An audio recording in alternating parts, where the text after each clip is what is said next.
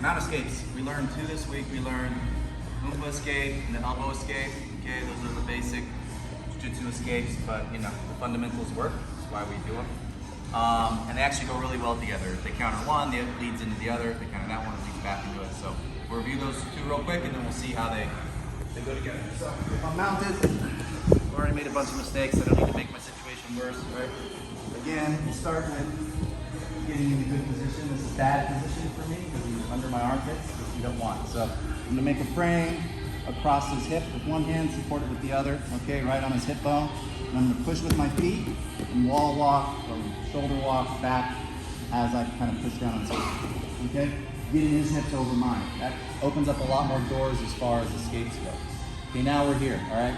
If he grapevines me, which they often will once you get to that position because they feel like, oh, he's in a better position, I better do something about it.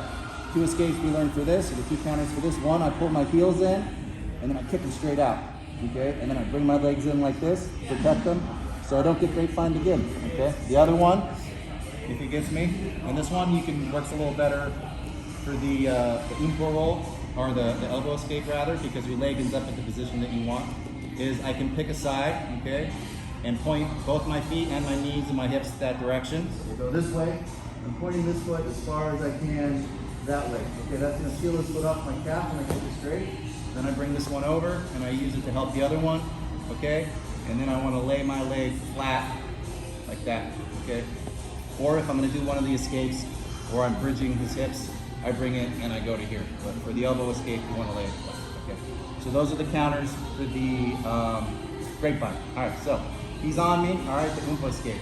He can give me the arm or I can take the arm. So let's say he's sitting up and he decides to go for a choke, okay? If he goes for a choke, then obviously this is the arm that I'm gonna go for because he's giving it to me, okay?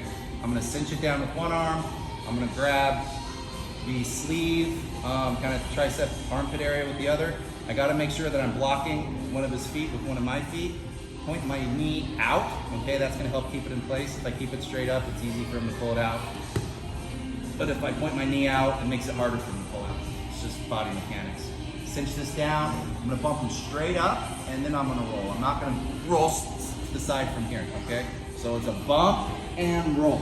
Two separate words, bump and roll, right? So we bump first, and then we roll. Okay, there's a lot of ways to get to that position. He could grab here, or if he's just sitting back, right? I could bump him here, okay? And then trap the arm. Or if he's hugging my head, all right? Again, he's giving me an arm, same thing. I block here, I block here. I'm gonna bridge up and then roll that way, using my arm in his armpit or my hand in his armpit to give me a little extra push. So I bridge and then roll, okay? You really gotta get a good grip on this, guys. When I see people fail this move, it's because they just try to do this, okay? Bridge and then roll, okay? It's gonna make this more effective.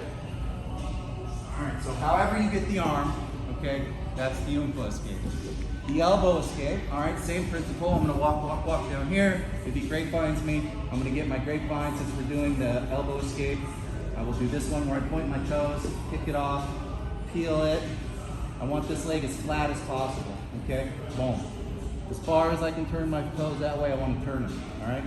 I'm gonna have my frame, just like when I did my back walk, okay? And I'm gonna do a little hip escape and get up on my side, okay? That should already kind of get me halfway there. Now I'm gonna bring my knee up, up, up while I push down. That'll get my leg out. Now I'm gonna underhook, switch to the other side. I wanna make sure as soon as I get this leg out, I trap it, okay? So I come over and trap it. Underhook here. I'm already coming to block the bicep. I don't want to get cross-faced. Okay, now we come to half guard. If you want to play half guard. If you don't want to play half guard, you get here, now we take this other hand, we block his knee, and we push and hip escape the other way, and get the full guard. Okay? And then straight arm. Okay. That is the elbow escape. We'll do that one more time. Okay, so if he's high up under me, I walk back. If he grapevines my legs, I go boom, boom. I can keep my hands here because I'm gonna need them there anyways. Okay, I'm gonna do a little hip escape. This is why when we do our hip escapes in the morning, it's one leg down, one leg up, right? Because this leg needs to be flat to the mat. Boom. Okay. Now we bring this knee up while we push this leg down. If he's pushing this knee into the mat and I can't get it, I could use my other leg to help, either by scooping it this way, scooping it this way. All right. I'm just using this leg to help bring it in and trap it. Or I could even bring this hand down here, pick it up, and trap it. Okay, whatever I got to do to get this leg. Okay, then we're gonna escape the other way, block the bicep. If I want to play half guard, we'll start playing half guard. If I don't want to play half guard, I'll block that leg, come up here to full guard. Okay, so how do those two go together? Well, to counter one, it leads into the other, because if I try to do the umpa escape, so sit up for me, right? If I try to do the umpa escape, his natural response is to widen his base. He wants to get his legs nice and wide because he feels me trying to bump him over, okay? Well, if he widens this leg, that's just making it easier for me to do the elbow escape. Conversely, if I'm trying to push his knee out, he's gonna pinch his legs together, exactly. And when he pinches his legs together, that makes his base smaller for the umpa roll, okay? So if you can do them back to back to back to back, eventually you can get out, right? So it'll look something, right, like this. So I try to boom here, it doesn't work. I try boom there, it doesn't work. I try boom here, it doesn't work. I try boom there, it doesn't work. And eventually, right, you're gonna get one, and then we play whatever game we end up playing, okay? So you can cycle back and forth, back and forth. Everyone get that? Any questions? No? You good? You see it? No, that's good. Okay, let's partner up. Do them both separately and then stick, put them together. 1, 2, 3.